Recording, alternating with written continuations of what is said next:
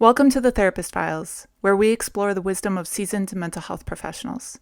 In Season 1, we're spotlighting those with over a decade of experience, sharing their stories, insights, and practical advice. Whether you're a therapist, considering therapy, or passionate about mental health, this podcast is for you. Let's learn from the best and break the stigma, one conversation at a time.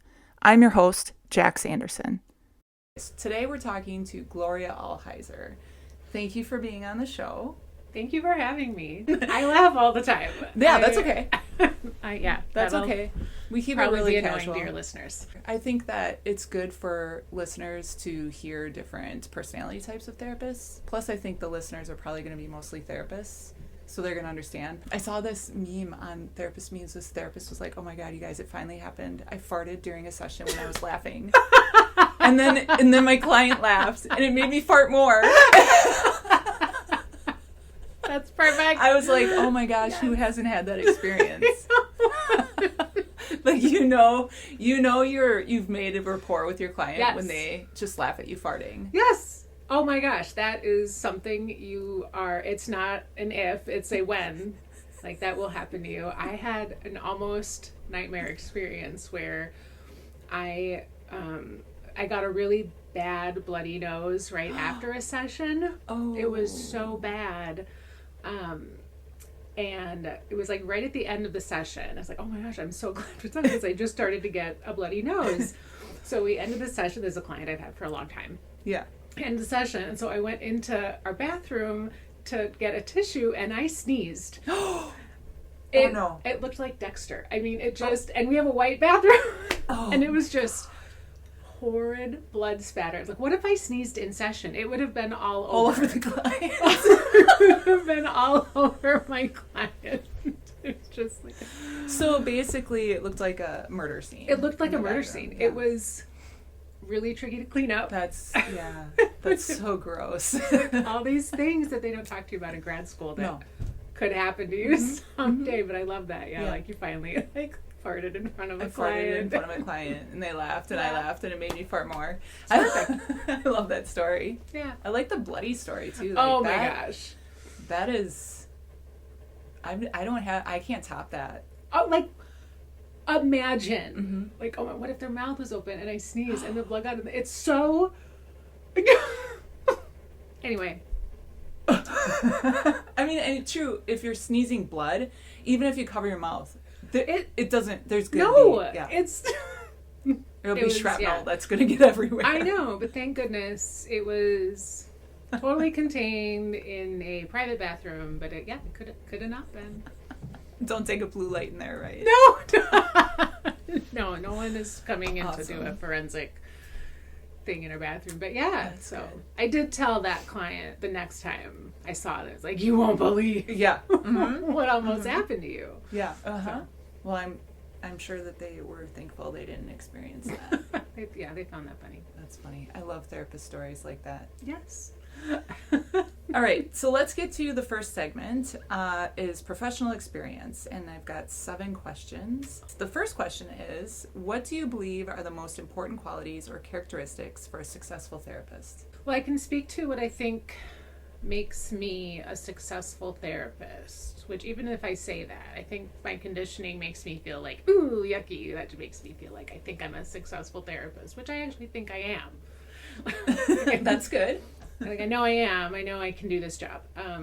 Openness and curiosity. I know I don't know everything. I know I am not the expert on my clients and who they are, and I know I am not the expert on their lives. They are, because they are the ones living it. And I know my role as a therapist is to allow them and create a safe enough space and to be a safe enough person for them to figure this out. Mm-hmm. And that's kind of it. Mm-hmm. That's kind of it. And I know some things, like we can learn, and I can provide some information on how the brain and the body and the mind work, and how we respond to big events in our life, and how the mind and body respond to trauma. And, basic, we call that like psychoeducation, mm-hmm. right? I can provide information and we can learn things together, and it's up to the client to know it to do stuff with that. Right.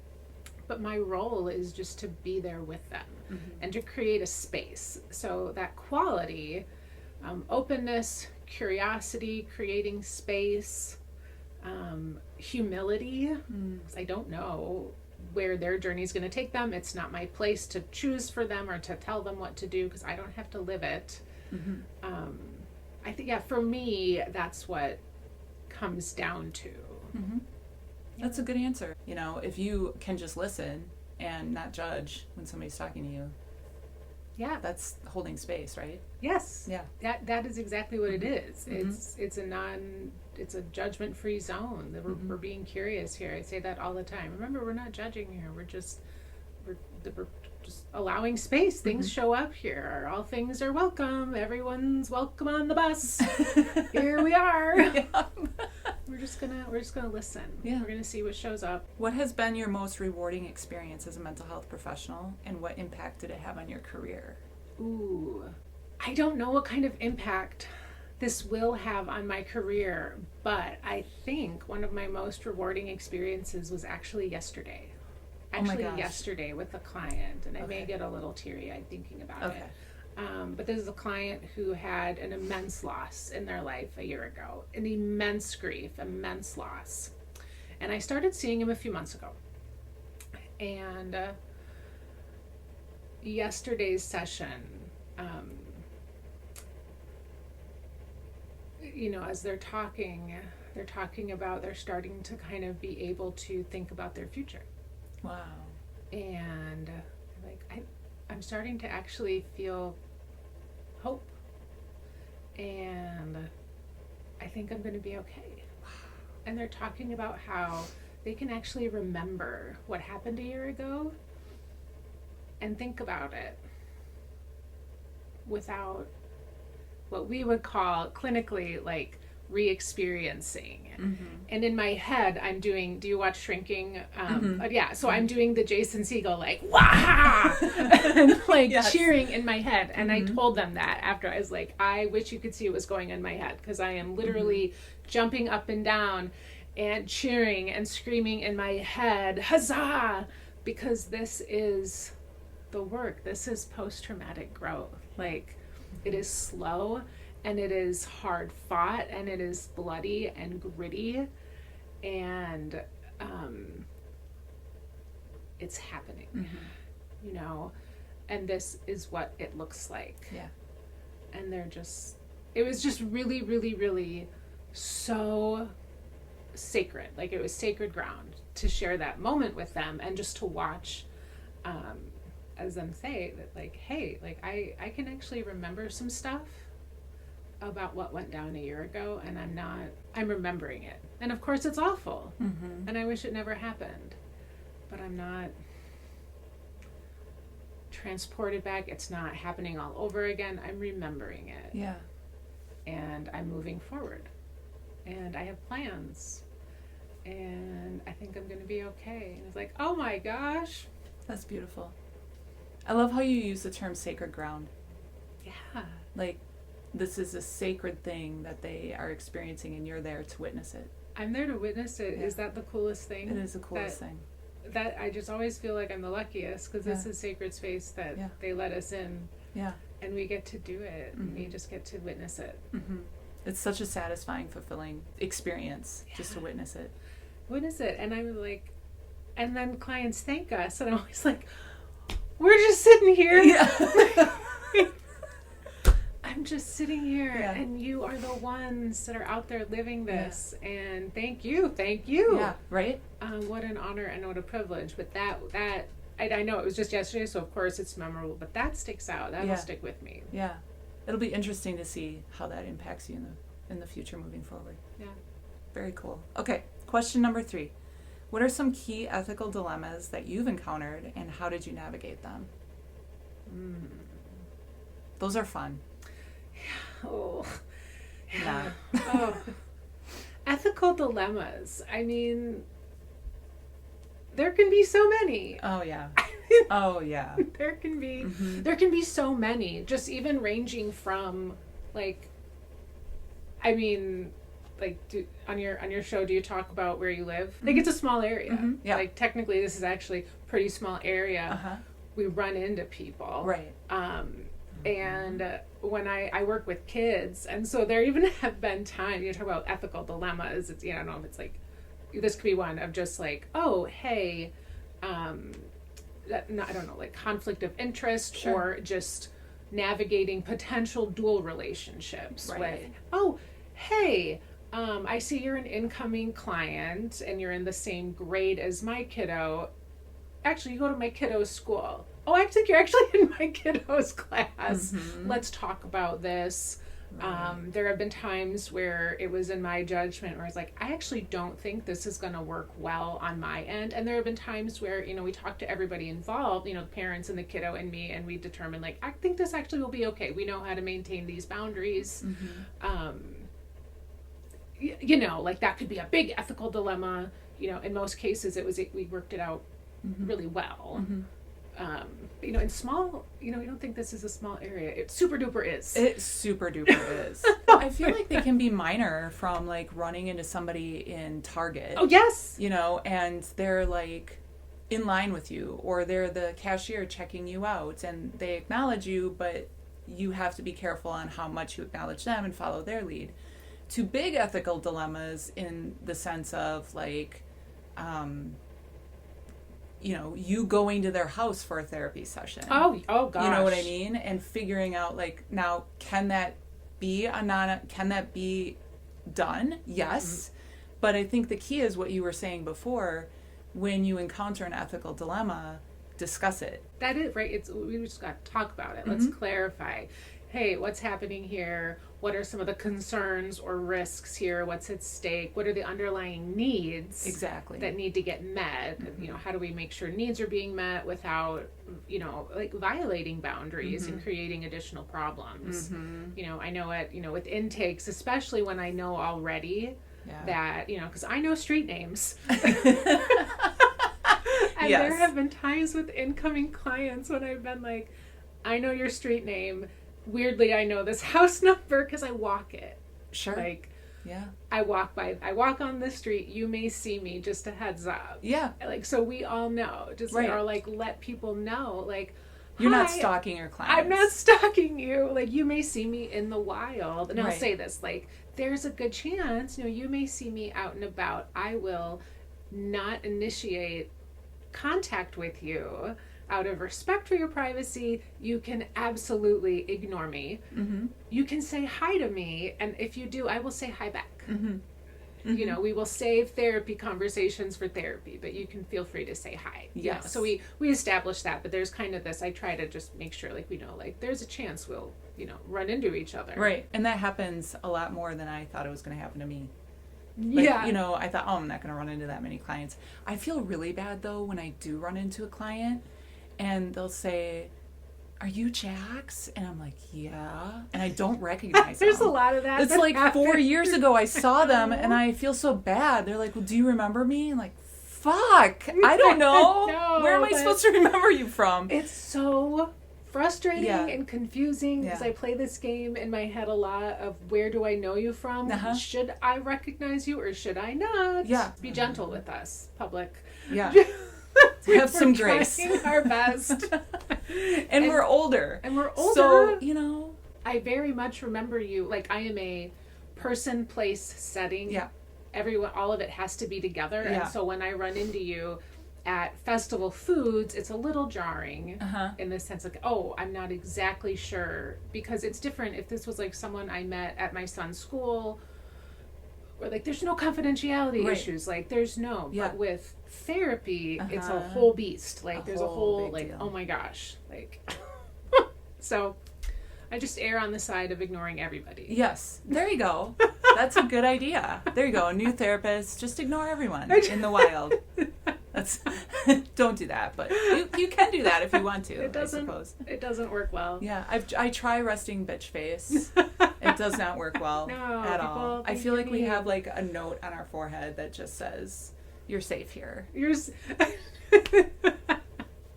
Just need to wear like a shirt or a hat or something that says, "I'm a therapist. I'm very nice, but if if I look like I'm ignoring you, it's because I don't know how I know you. Yeah. And I'm respecting your privacy. Yeah. I don't recognize you. I have a shirt that says emotional support human, don't talk to me, I'm working. I need that. I know. I made it. I have a cricket, so I just made it. But yeah. That's perfect. Yeah. Yeah. You know, highly suggest. I like the shirts that are like, my dog is friendly, but I'm not. Yeah. Or like, I have one that says not friendly that I wear. I know. Perfect. I've got them all. How do you maintain professional boundaries while building strong therapeutic relationships? Ooh. Professional boundaries with strong therapeutic relationship. Yeah. For me, I think this was good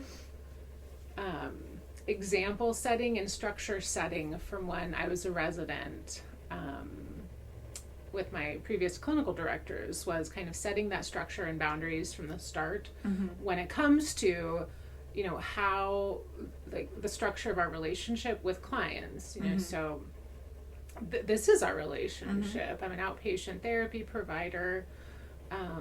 So the work we do is in session. Right. So, you know, the bulk of our communication is going to be in session. Now, naturally, there may be times when outside of session we may need to reschedule. Like, so there may be, you know, and it's agreed upon, can we text about scheduling? And that, you know, like, the very clear communication, generally, like texting, needs to be about appointment scheduling for the most part. Therapy stuff can happen in the messaging, or, like, you know, if it's like clinical stuff, secure patient portal. Right. But there also, you know, is conversation about, I am not available on call. I'm not on call. So if you need an urgent response because something is life-threatening, you know where to go, right? We've talked about what are your local crisis services, where do you need to go. I am trying to be responsive within 24 hours to answer a question. And then there is that, hey, let's look at your next appointment, you know, so this is a good thing to talk about. And, you know, I think we have, with clients, there's a good understanding that, like, this is what we do. I haven't run into too many issues, knock on wood, with where that's been really hard to enforce. Right. Because we talk about it. Yeah. And we work through that. And you work with kids and teens, right? I do, yep. So how do you manage having the parent feel like they're getting their needs met, but then also being able to build rapport with the teen, where the teen trusts that I'm not going to tell this parent everything? That, have you ever run into something like that? Yeah. I do want the parent to feel heard. I do want to hear what the parent has to say. Sometimes the parent has very important information to share about something that went down that sometimes they think the kiddo will bring up. They never will. Right. Almost never. I love that. Like, the parent's like, did they talk about this? Of course not. Of course they did. Why would they? So there is that balance, right? Of let's figure out how to make sure the important things that need to get talked about do. And then, that's a good conversation to have too. Like, even with that kiddo, like, do you feel more comfortable talking with me first in the session? Do you want, you know, your parent to have some time first, or your caregiver? I still want that info a little bit before going in. So maybe it's, hey, caregiver, could you give me a heads up? So maybe like, hey, can you send me an encrypted message, or use the portal first? Like, just give me a quick heads up. It's really hard. It's really hard because sometimes you could have a parent or caregiver that, if you know, like, could easily take up a half hour, and it can be really hard. Then you feel kind of like, oh, the train's left the station, Right. And then, okay, now what do we do? Right. It's hard. It can be challenging to set and maintain those boundaries. And again, going back to what we discussed before, I just feel like talking about it, putting it out there, is key to everything. Yeah. Like, you know, you've talked, you've clearly needed to talk for half an hour of your teenager's session, and I would really like to spend some time with your teen. You needed to talk. I'm glad you did. You got it out. But maybe we could consider a little bit more about you getting your own therapist, you know, and having those conversations, just putting it out there. Because I've run into situations like that myself, where teens are like, I can tell that they're not trusting me because their parent wants to come in every time, and I've had to kick parents out. So, like, sorry, you hired me for your teen. Yeah. They're the boss. Yeah. I work for them. I say that I do often. It's like, I am your kid's therapist. And that's very clear in the informed consent process at the beginning, too, talking about confidentiality and how that works. My burden of confidentiality is for the kiddo. Now, of course, we know what our boundaries are when it comes to harm to self, harm to others, assault. We know what those are. Right. Barring that, I have it, what the kiddo tells to me, I do not run and tell the parents. Right. That it does not go that way. Right. But I also tell the parents what they tell me is fair game. Yep. It is fair game for me to say, hey, so I was, when I was talking with your mom, they brought this up. What do you think about that? It does not go the other way unless the kiddo says that's okay. Yes. And there are times where I would encourage, like, hey, do you think this would be an important thing to talk about your parents? I kind of do. What might make this, you know, so we can work towards more equitable sharing. Yeah. But it doesn't necessarily, it's not, And that also goes into, like, what goes into my notes and how, who has access, because the parents have access. Right. And so what do I write in there? Not much. Not much. Yeah, I think it just goes to show that therapy, with an adult is one thing, and therapy with teens is such a different dynamic. And, if you're a therapist wanting to work with teenagers and families, I would highly recommend that you find a supervisor who has that experience.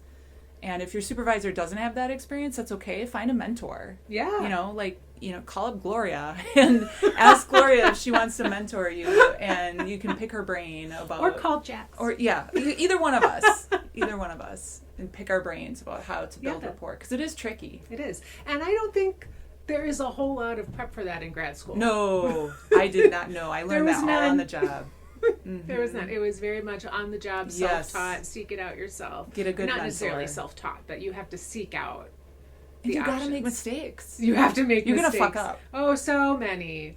So many. And that's how you ups. learn. That's how you learn. There's no other way about it. Yeah. You have to mess it up. Yeah. It'll be okay. And they weirdly keep coming back to see you. People are resilient. Yeah. As are you.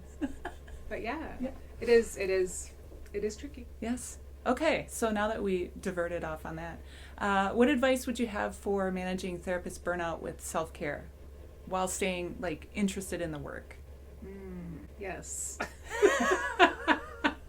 I would advise, don't burn out. Yes. Good luck. I know. May the odds be ever in your favor. What a hard thing, right? Because I think so often we are told, right? We are told exactly what I just said. Don't burn out. Take care of yourself. But we're looking, we're telling a therapist who is drowning, don't drown. We're standing on a boat watching them drown, and we have rings and buoys that we could, toss to them. We could literally pull them out of the water, and we're telling them, do a good job. You're gonna be okay. Take some PTO. Yeah.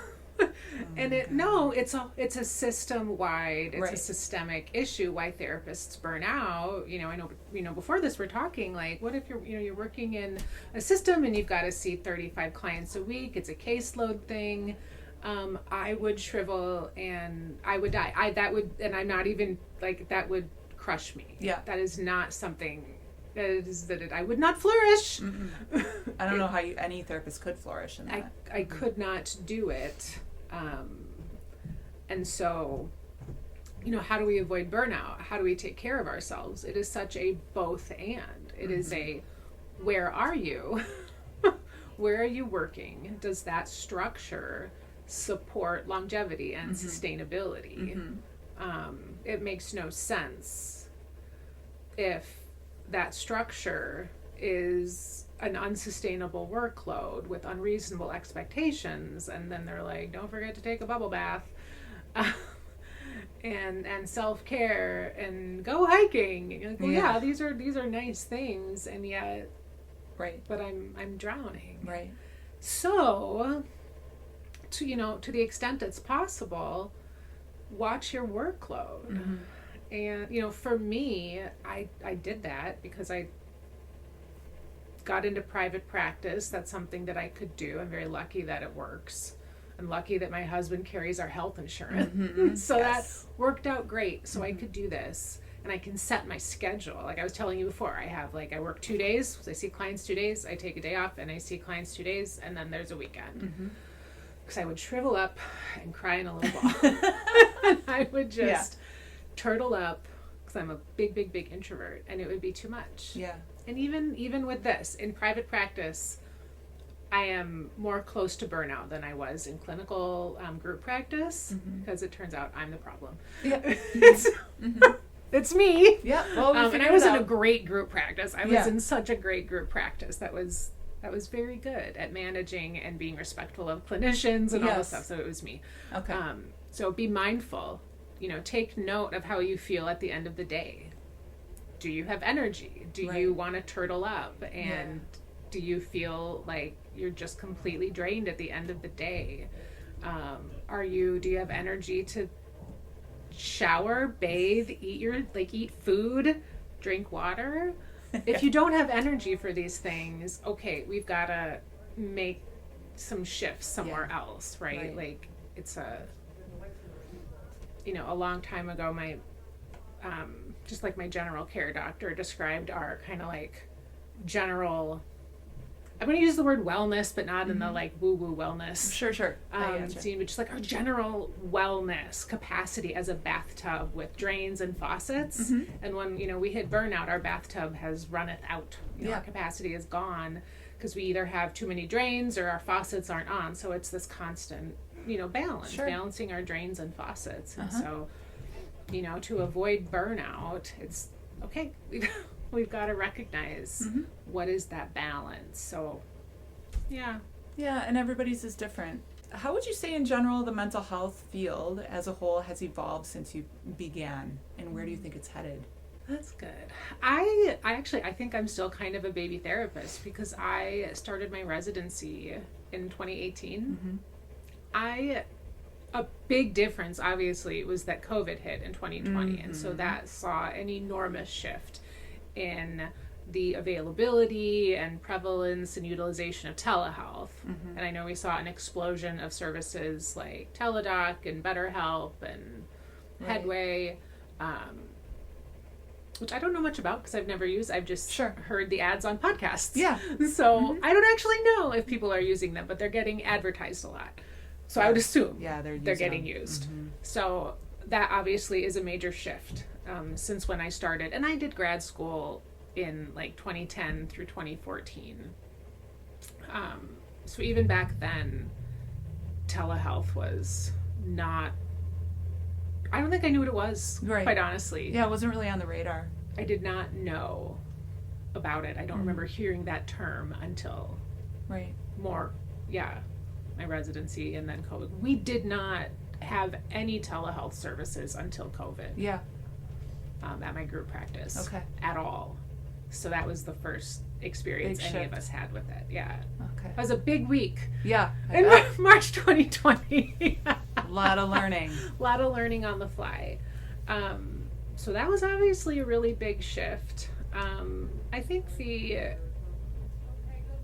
obviously social media and more people talking about mental health and therapy and anything that could be even remotely related to mental health and therapy on social media has exploded.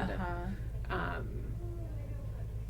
know, with Facebook and Instagram and Snapchat, it was around, but since TikTok over the past few years, it just exponentially exploded. So there's been some good and then maybe a net bad effect. Those are probably the two biggest Yeah. that come to my mind. Okay. Over my time kind of immersed in the mental health huge. field. That's huge. In the past 15 years. Yeah, a pandemic. The pandemic. I mean, That's right. Yeah. Forget about that sometimes. I know, Jeez. right? I know. Okay, so let's move into our next segment called community health or community mental health. Yeah. What should people know about the connection between physical health and mental health?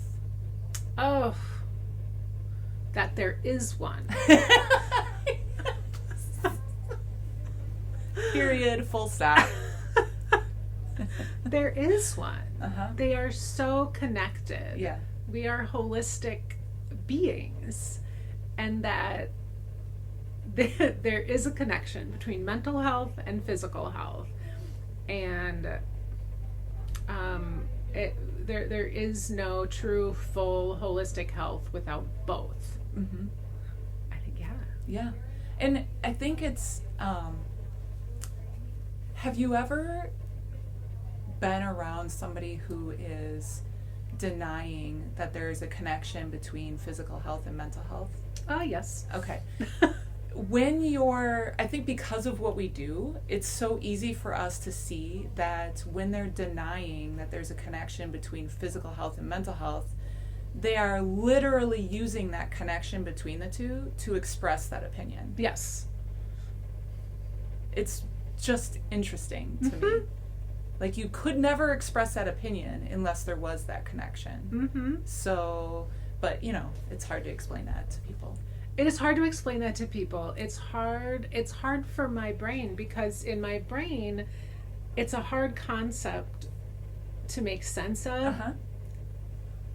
Like, it's nonsensical to say it's not connected. Like, it doesn't make sense in my brain. Right. I You can't can't get there. I can't get there because I don't get it. I don't understand how someone could not understand it. And I don't say that without compassion. Right. Like, I literally don't get it. Right. There's a reason people are denying the connection, probably due to some trauma. We can have compassion for that. Mm-hmm. But also there are those people sometimes hurt other people in their Mhm. expression of that as well. And that's not okay. Yeah. But they'll get it when they're ready, I guess. Yeah. But yeah, there's definitely, I agree with you. It's connected. So 3 out of 3 people I've interviewed so far have said that. So we're at 100%. I love it. Mm-hmm. Okay, number 2. How can people in the community help to destigmatize mental health? Oh, yeah. I hear that and I see that you're like, destigmatize mental health.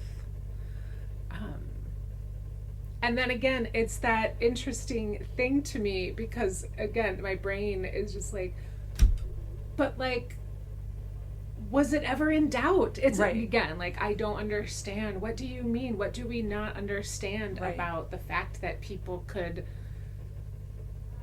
again, it's this, I don't get it. Right. I don't get what we have to destigmatize, that someone could be stuck in a place of, just, okay, I'm, okay, hey, like, I'm experiencing an depressive episode. Like, I am someone that qualifies for major depressive episode, recurrent, mild. Like, it happens. Maybe it's PMDD. We're unclear. But it's occasional, sometimes with the moon. Like, yeah. Okay. So, like, this is scientific. Right. Like, this is backed by science and evidence, and maybe I'm just, okay, I get it now, why there can be resistance. Not everybody loves science and evidence. Right. But whenever we weren't allowed to feel, whenever we weren't allowed something when we were growing up, we don't allow that in anybody else. Yeah. So if we weren't, if we were experiencing like, hey, no, like, I was super anxious and I was super sad and I was super whatever. I don't say whatever in a dismissive way. I just fill in the blank. And that wasn't allowed for me. And I had to suck it up, buttercup. I had to pull myself up by my bootstraps. Didn't matter. I wasn't allowed this, and this happened to me anyway. So why would I recognize that or allow that in anybody else, much less myself?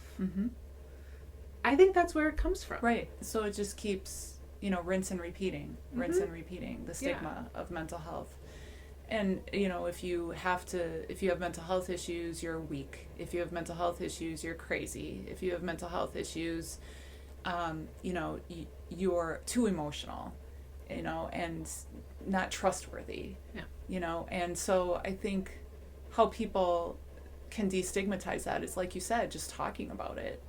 Talk about it, model it, maybe hold people accountable if you feel strong enough to do that. Mm-hmm. When they do say things like, pull yourself up by your bootstraps.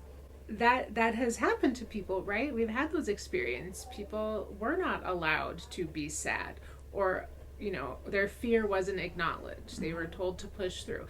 And of course, there are times when we are afraid, and it is important to do the thing scared. Mm-hmm. We can do the thing scared. We know this. Mm-hmm. We can do that. Mm-hmm. But acknowledge I was scared. Yeah. And I did the thing. And so I think that mental health isn't a thing. There's this no, you don't even acknowledge. Don't have feelings. No one needs feelings. They just get in the way. I couldn't have them, so you don't need to have them either. Right. Yeah. Don't do that. Just have feelings. Feel a feeling. And but feelings are separate from behaviors. Yeah. Just want to clarify. You can have big feelings but not do big things. Yeah. That makes sense. What are the biggest barriers to mental health care in the community, and how can we work to overcome them? People don't have adequate housing. People don't have adequate finances. People are please don't take away their insurance coverage. Mm-hmm. Access to health care, access to adequate employment and income and safe housing, stable employment that provides living wages. People do well when they are not fighting for their lives. Right. And if we want to talk about it, get me my soapbox. Let's support maternal mental health. Yes. Let's support maternal mental health, because child outcomes are tied to maternal mental health. Mm-hmm. It comes back to maternal mental health. So I will get a little soapbox, and That's let's protect mothers. Dads are important too, but there's a lot of research that goes back to maternal mental health. Mm-hmm. And it makes sense. I mean, if anybody, is getting upset that men aren't important too, then that is, maybe they should go to therapy and talk about that, because that's a you problem. I think that's a them problem. The research says what the research says. Mm-hmm. That's not to say that there aren't some good dad-child relationships out there where dad is very maternal with their child, and that's great. Mm-hmm. That's also an important relationship to sustain and maintain. Mm-hmm. Very important. Mm-hmm. So, yeah, I agree. Yeah. Get on your soapbox. On my soapbox, because the the womb carrier, there's a lot of stuff that transmits. Yes. Through the womb, literal physiological stuff. Yes. So whether that child and that womb carrier does the mothering after birth, wherever that baby goes, whoever raises that child, that womb carrier still needs support, because their entire life experience and everyone that has come before them is transmitting intergenerational trauma and stress and DNA is going into that baby. Yes. And so let's support them and give them all of the support they need. And let's make sure they want to be pregnant. Let's just make sure that they want to carry a baby. That this is what they want. Because it's a real tough outcome if they don't. Right. Yeah. So let's support womb carriers, mental health. I agree. Their body, their choice. Yeah. I'll say it. Yeah. Fuck it. Their body, their choice. Their body, their choice. Their body, their choice. And and again, yes, all caregivers support all caregivers, male, female, non-binary, all caregivers. Just a lot of evidence to support maternal mental health. Yeah. Well said. Thank you. Moving on to our next segment, social media and trends. Oh boy. This is fun. Okay, number 1. What are your thoughts on the trendy self-care movement? I'm putting that in quotations. You can't see me. She did. I can confirm. Yes, she did quotes. Thank you, Gloria. We'll let you know. Social media therapy, quotes again, and the self-diagnosing, quotes again, that's happening on social media. What are your thoughts on all of that? They're so complicated. It's like, okay, I grew up, I have like, you know, when I'm going to say, it's like bumper sticker theology. Like you're driving around and then you see like a very bold, like religious statement. You're like, that's a big thing to say on a bumper sticker. Yes. And like no religious or theological statement can fit on a bumper sticker. Right. Like it's incomplete. Mm-hmm.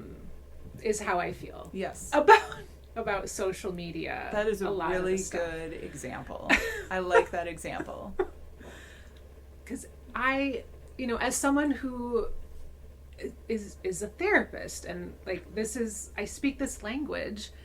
I do this all day. I'm constantly reading and going to continuing ed and trying to learn more and being like, oh, you know, something, if I don't like, whoa, that rubs me the wrong way. I want to learn more about it. I'm going to explore.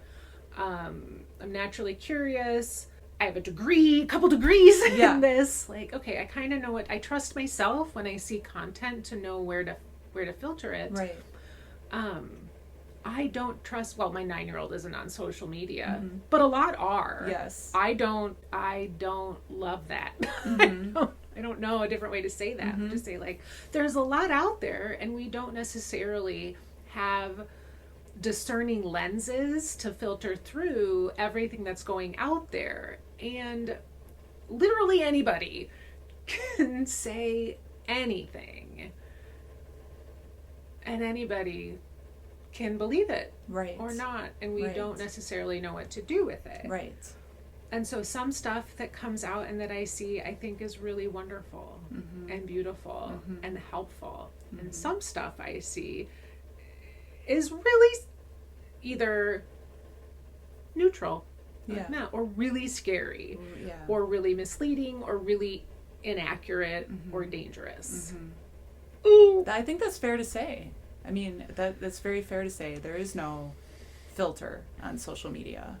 And a lot of people are talking about mental health on social media. There's licensed mental health professionals that have channels on social media. But there are people that don't, that are talking about mental health on social media. And that's, sometimes they get it right. Sometimes they get it very wrong. I think a lot of the times they get it wrong because they aren't trained, but you know, I agree. It can be good, it can be bad. Yeah. So cross-check. If you learn something on social media, I guess, check it out with a licensed professional. You know, is this valid? What can you tell me about this? Yeah. You know? Take it to your therapist. They'll love it. I know. I do love it. I really do. Fun. Clients meme therapy is for real a thing. I saw this meme. Oh, I do man. It. Yes, I do it too. I have clients from teen to adult who will come with us meme. Please bring memes. Yes, bring the memes. I will share with them too. Like, I think you're going to like this one. And I'll, share it with them, airdrop it to them because, it's a thing. Yes. Bring the memes. But talk to a licensed professional. Okay, so how do you view the role of life coaching and mental wellness? And what should people know about life coaches versus mental health professionals? You guys should see her face right now.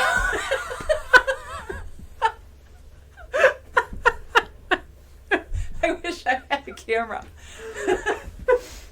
My face is fine. Yes, it's okay. It's beautiful. So, the first thing is that, and this is a wide statement because a life coach is a very general statement, and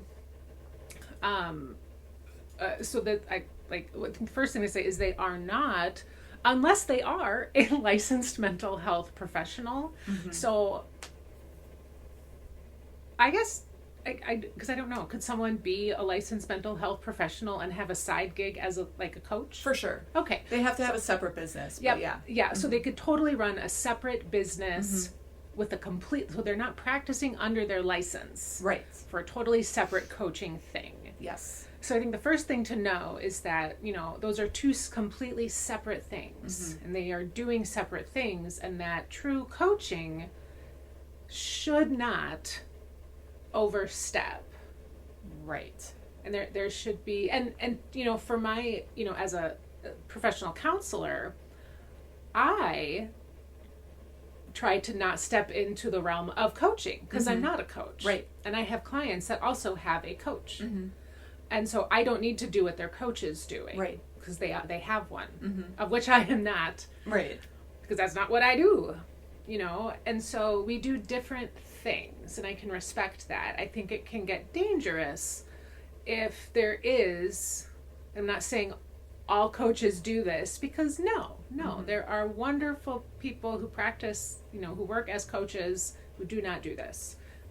But if there are, if there is a life coach that tries to do therapy, that's really dangerous. Yes. That's what I would say. We're not damning all life coaches. Yep. But just that sometimes certain life coaches will work beyond their professional scope. Yes. And that's not okay. I like that term. That's what I was saying. Yes to not yes, they work beyond their scope. The yes of their scope of training, their scope of, we use that term, like my scope of practice. My scope of practice is not coaching. My scope of practice is not prescribing, right? I'm within my scope. Yes. I think that's when it's dangerous we hear that, like, life coaching is when they, without intention, without any, no one's trying to harm people. Right. But they can step into the realm of therapy thinking they can do coaching. It's just, they can do therapy under the guise of coaching without having to get a degree, without having to do this, and kind of regurgitating a lot of stuff they read in books and on social media. And it's actually really dangerous. Yes. And it does damage. Extremely. And it's not reimbursable by insurance. It's not reimbursable by insurance. And also, if you want to, pay with cash, mental health professionals will take cash. Yes, we do. So we take cash. Yeah.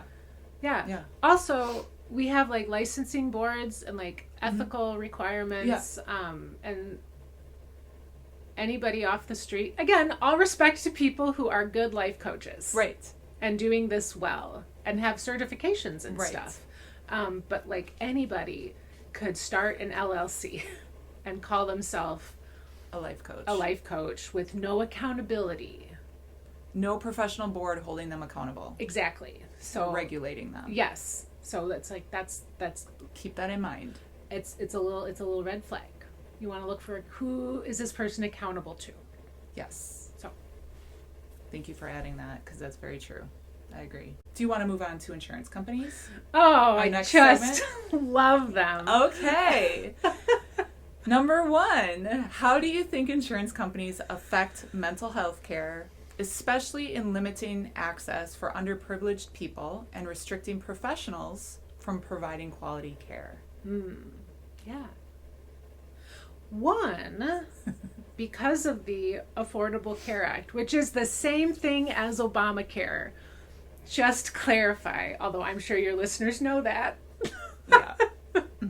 Judging by your demographic. Anyway, it has increased accessibility.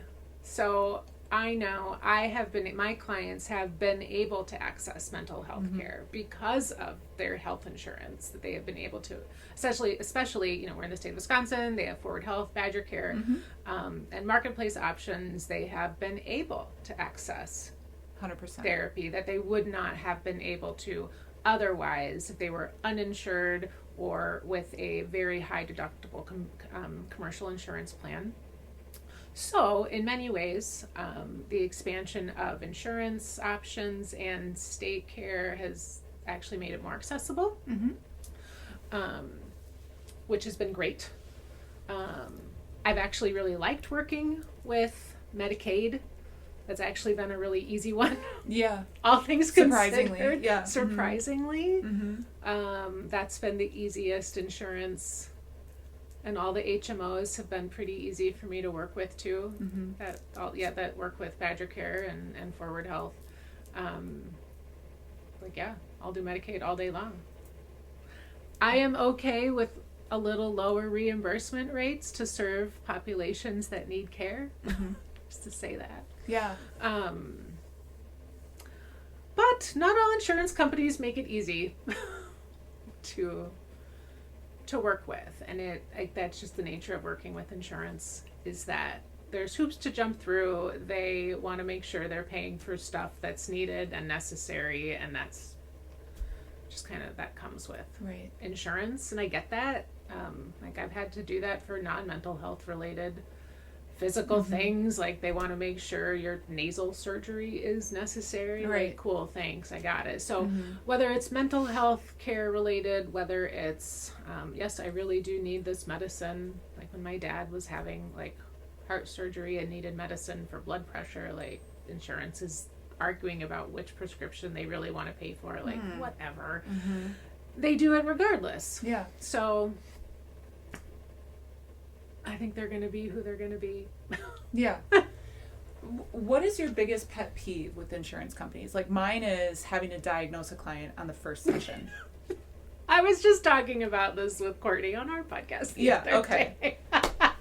We're like, are you serious? Yeah, we're talking, right, like, we're like, never diagnose when you first meet a client, and insurance is like, always diagnose when you first meet a client. Okay, they have adjustment disorder. Yep.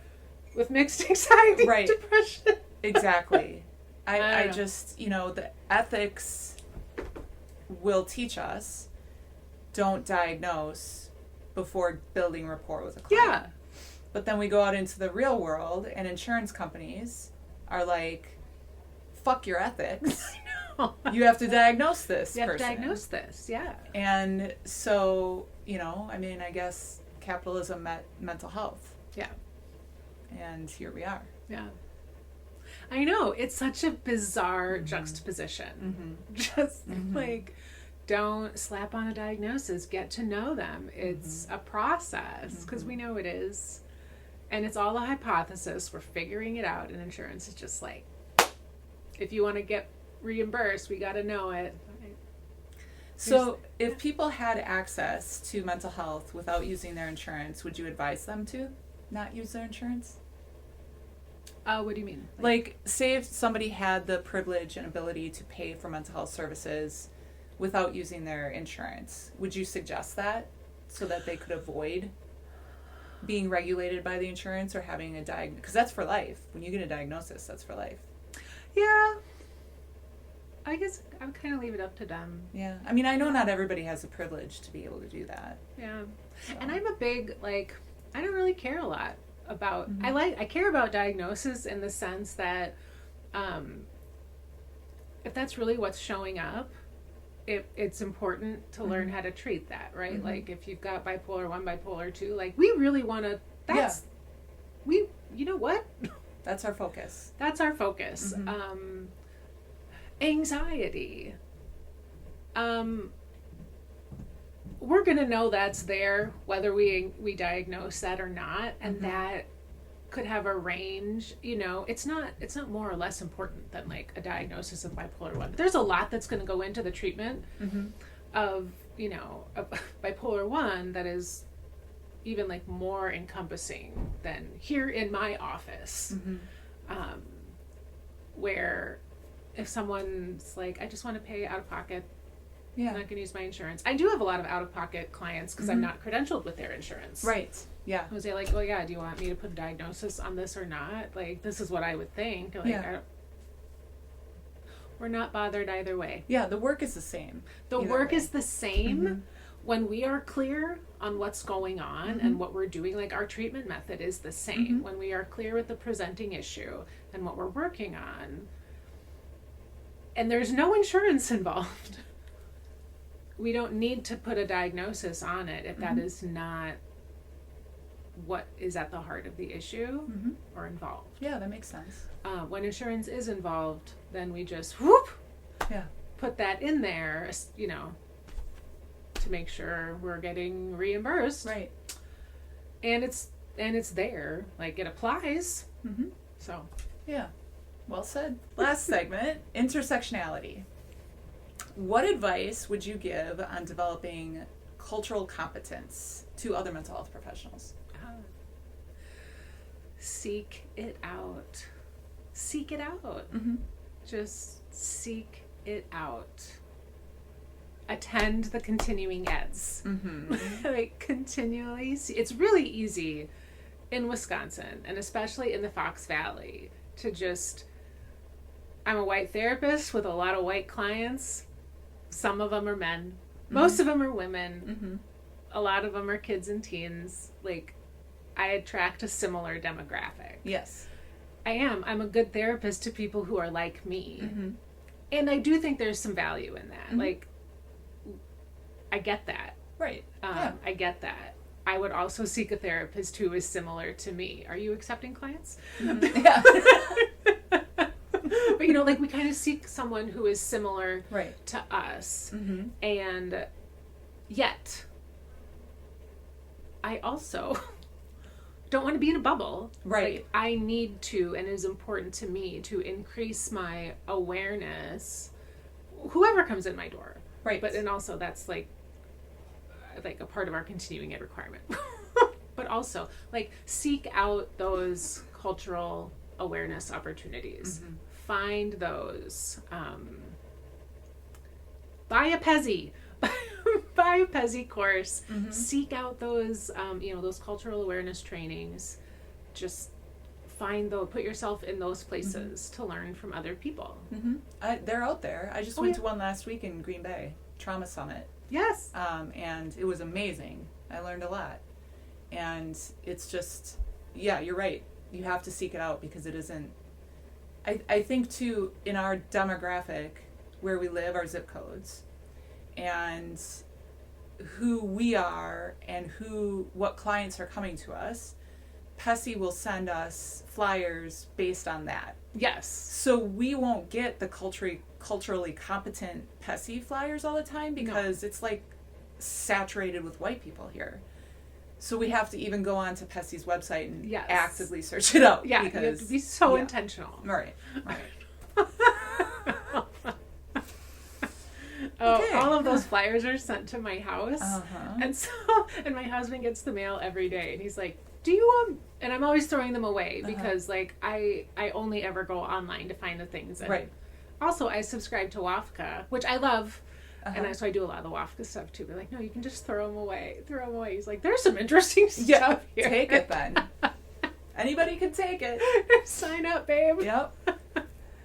Okay, number 2. How do you integrate the concept of intersectionality into your clinical practice and manage situations where a client's cultural background or values differ from your own? I know you just said you have a lot of white clients, but maybe you've come across this before, or you've mentored somebody who's come across it.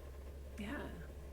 That's such a good question. And again, like, it is really easy to just kind of by happenstance not run into that a lot. Yeah. And not intentionally. It's just, I don't control who seeks me out. Right.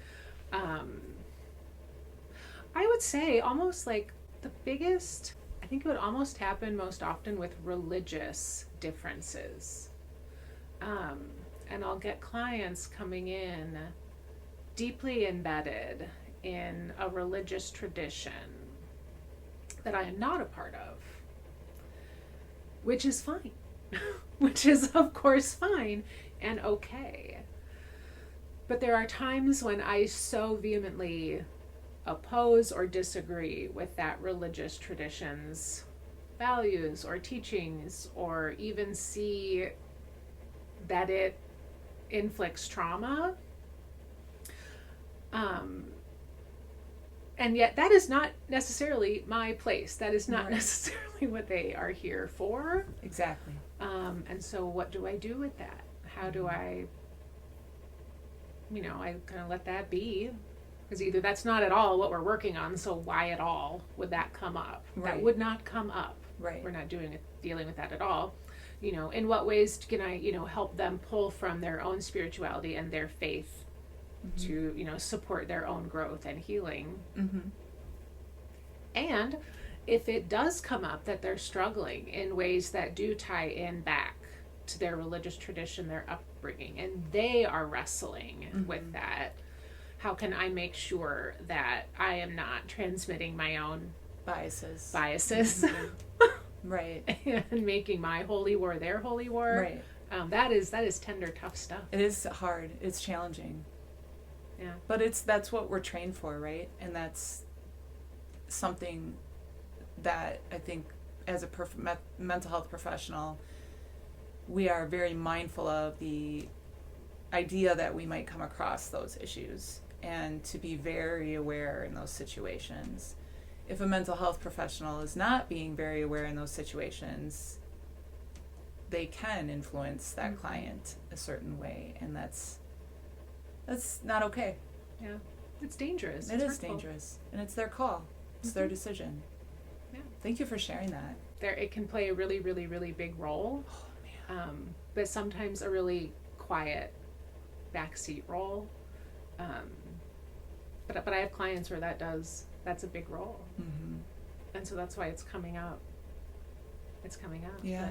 Yeah, that's very interesting. What are your thoughts on the role of mental health institutions like APA and, Wisconsin Counseling Association, like these institutions in addressing the broader issues of the broader social issues like racism, sexism, economic inequality, all those things? I probably have had my head in the sand a little bit when it comes to those organizations and institutions, aside from like paying my annual fee to the ACA to be a member. Right, yeah. Why? I don't even know why. I think I have to be a member of the ACA. Do we? I don't know. I don't think so. I'm a member of the Wisconsin Counseling Association, but I'm not a member of anything else. Yeah. I don't think we have to be. I don't know why. If we do, I will sign up tomorrow. What do we? Is there a rule? I don't know. I don't think so. Yeah, I don't pay much attention. I get the magazine. I get the American Counseling Association magazine, but I don't really make a lot of time to read the stuff. I don't pay attention. There's so much stuff. Right. There's so much stuff swimming around, and I really like that there are organizations that I think have the power to be really big change makers and agents of advocacy. I haven't had the bathtub capacity. Yeah. Fair enough. That hasn't been in my wheelhouse to pay attention to, but I do think, as an organizational capacity, like that's where our power is. Yes. In those organizations, APA, ACA, WCA, that is where our organizational power lies to advocate, to speak up, to lobby. Is that what we lobby? Yeah, pretty much. Okay. Advocate to those organizations and administrators that we want more attention spent on being more inclusive and being more intersectionally focused as their institution. We want you to be this way as an institution, because that really is going to, I hate to use these Reagan words, trickle down, but like impact other professionals around that are members of APA or that work with APA or need APA, They write the DSM. So, so that we need to have more of the, probably primarily white institutionalized administrators and leaders there thinking more intersectionally. And they likely will do it if more of us say something and demand that they do it. Yeah. So. That's right. I am mad at the APA about the DSM. Yeah. Oh, people always are, really. I know. Where's our developmental trauma diagnosis? Yeah. Where is that? Right. I know. They just don't want to do it. Because you can't medicate Explain yourself. Because you can't medicate it. The DSM was written to include diagnoses that can be medicated. Yeah. What role do you believe mental health professionals should play in social justice and activism? A big one. And it's tricky. We were talking before. Everything is political, guys. Everything. Politics is how we organize our shared life together.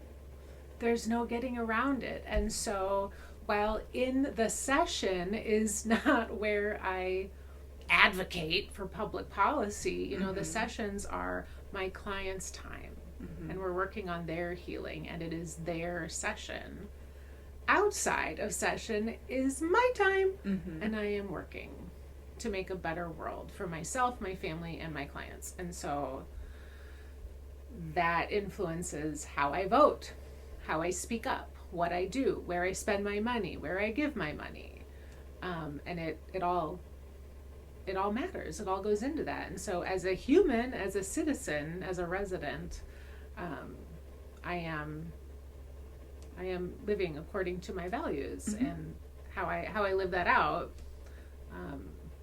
It doesn't, I'm not split. You know, I'm a whole person. Everywhere I go, there I am. And so I'm thinking about, you know, how will my vote not just impact me, my kiddo, my family? How will it impact the people I care for, my clients, kids in general, families, maternal mental health, you know, all of these things. Yeah. It all matters. So I believe, you know, we have a responsibility to advocate and act for our clients, always, not just in the therapy office, but then in the wild. In your opinion, how can the mental health field actively contribute to dismantling systemic barriers and promoting equality? I don't know. Sometimes I don't think we're very united. Yeah. Because as a mental health field, we are all over the place too. Right. So, no, sometimes it's like, do we have to clean up our own house? Yes. I don't like everybody in our own house. Yes. And I don't even go to our own conferences. Going back to the APA, ACA, WCA, like, oh my gosh. Yeah. Yeah. What was the question? Well, I feel like, yeah, I know, right? How can the mental health field actively contribute to dismantling systemic barriers? Oh, man. I know. Do we have to listen to each other? I mean, is that it? Do we have to listen? I think we could do a better job of listening to marginalized people. Yeah. And marginalized professionals. Yeah. I really think it would be yeah. impactful for this area if there are businesses that could employ or rent space to mental health professionals that are people of color. Yes. I think that we as white people and owners in business here, maybe some of us have more privilege than others to be able to do that. Yeah. You know, what would that look like? And how could we make that happen? And, you know, would everybody be on board? This area is very competitive with clients, and I don't think they have to be, because there's plenty to go around. There's plenty of people. You don't have to be scared. No. No. When I left my group practice in summer of 2023, there's very pro-compete. Take your people. Where else will they go here? Good. I'm glad. Like, what are we supposed to do? I'm so happy you had that experience. Yes. Like, we'll just absorb them? No. Please take them. Yeah. Also, because that's good continuity of care. Yes. Like, you're working with them. If they can follow you, and not all did because of insurance, and I wasn't automatically set up with insurance right away. So many clients followed me, and some stayed, and I transferred to different therapists. But there was no non-compete. There's no sorry. And there are non-compete. I mean, I have been really surprised and shocked and saddened and angered by non-compete clauses for providers of really important services in our area for like 18 months. Can't practice within 50 miles. And that is so just the antithesis of that agencies, or, you know, these places like mission, like vision and values. I'm like, what are you doing? Non-competes are just, I don't know. And I get, like, we don't want to poach providers, and so I know that it's complicated, but it is so just really poor patient care. Yes. To say, no, your clients can't go with you. You can't see these people. Like, no. No. Interesting, isn't it? Yeah. What do you think, when you're more recent to grad school than I am. So did grad school do a good job? They didn't when I was in grad school, but did they do a good job of including intersectionality and cultural competence in the trainings that you got? I took multicultural counseling my first semester of grad school. Okay. And it was a great course. Yeah. And that was that. Okay. And then I think there were, multicultural components in each course's syllabus a little bit, but that was kind of it. Yeah. And it's all a little blurry because it was a long time ago. Yeah. Mm-hmm. I mean, not long, like 10, 15 years ago. Right. But probably not as much because, again, we're northeastern Wisconsin and it's easy to kind of check the box. Right. So it was probably easy to just kind of like, Yeah. oh, I don't know. I wish I remembered more of it. Right. I do remember really liking the actual course and really liking it. Thought it was really good. But then beyond that, it was really easy to just kind of like, okay, now we're learning about psychopathology, and now we're learning about conflict resolution. Oh, right. No. They could mix in, how would you focus this on somebody who's disabled or somebody who is trans or a person of color? What would change in the way that you approach this psychotherapeutic technique? Yep. Would you even try this technique? And why wouldn't you, or why would you? And I think they could do a better job of that. Yeah, I agree. Yeah. Maybe they do now. I don't know. I would hope so. Renee Swanson, who has her PsyD, she works at Oshkosh, and she has said that they do a better job. Yeah. Or they try to, at least there. So, yeah, maybe they are now, since COVID. Yeah. And George Floyd. Probably can always be better. I mean, we're going to be lifelong learners, right? I hope so. Yeah. Okay. Anything else you would like to add? Oh my gosh. I can't think so. This has been so fun. I appreciate you letting me interview you for this project. Gosh. Yes. This is awesome. You're going to be on record now for on forever answering these questions, which will be interesting if I interviewed you again in 3 years. How it would change, if it would change. That's what I love about this, though, because again, this isn't necessarily what we think forever. Right. But so it's always so funny because we listen to someone say something and you're like, well, this is what this person will think forever and ever and ever, and not necessarily. This is what we think right now. Yeah. But we're lifelong learners. Right. And so who knows? I may listen to this when you release it and just be like, oh no. Yeah. As I'm listening to that. Yeah, if I get enough listeners and I keep going with this, maybe I'll circle around in 3 years and re-interview everybody and just, ask the same questions or, what have you learned since we last talked? Yeah. That would be fun. Yeah. Well, where can people reach you if they want to seek you out as hiring you as their own therapist? Yeah, so my practice is In Between Counseling. So website inbetweencounseling.com. And that's where you'd find me. Okay. Oh gosh, I'm on Instagram, at In Between Counseling LLC.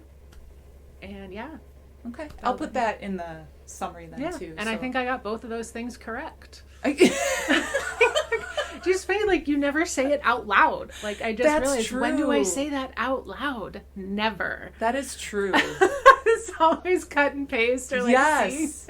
You're typing it. Inbetweencounseling.com. Yeah. At Inbetween Counseling LLC. Yes, those are the things. Okay. We're pretty sure we got it, but it will be in the summary. All right. Thank you.